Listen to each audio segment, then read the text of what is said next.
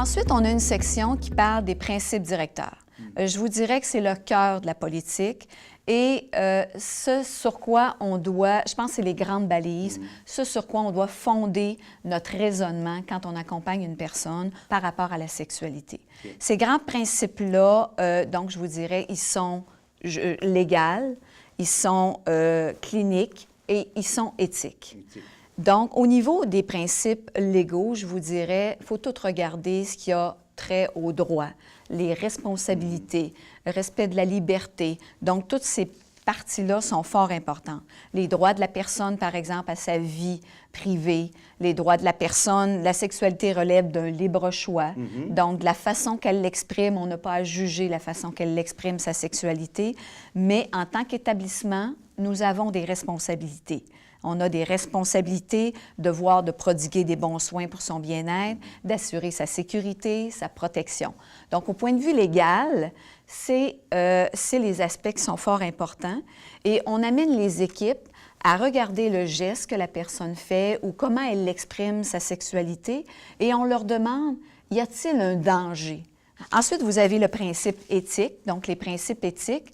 Ce qu'on regarde là-dedans, on fait beaucoup la promotion du mieux-être, la promotion de son autonomie, la promotion de sa responsabilisation, la promotion de respecter les autres avec qui elle côtoie. Donc, pour nous, c'est important.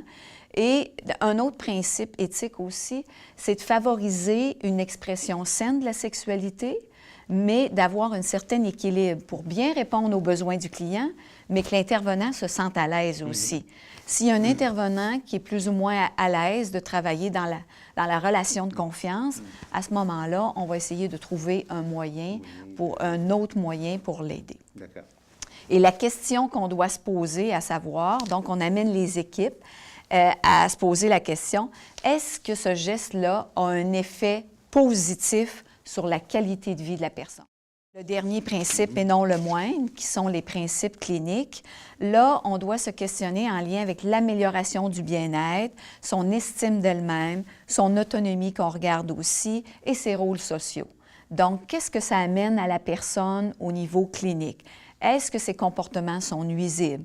Est-ce qu'elle est au niveau de son aptitude? On regarde des facteurs d'incapacité. Donc, c'est vraiment les aspects qu'on doit toucher au niveau clinique, dans le fond, pour s'assurer qu'elle est sécuritaire, qu'elle est protégée et qu'elle est bien responsable dans ses gestes.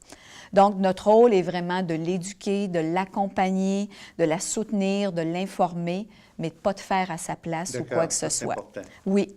Et là, on se pose comme question, est-ce que ce geste peut contribuer à maintenir ou à améliorer sa santé physique et sa santé mentale?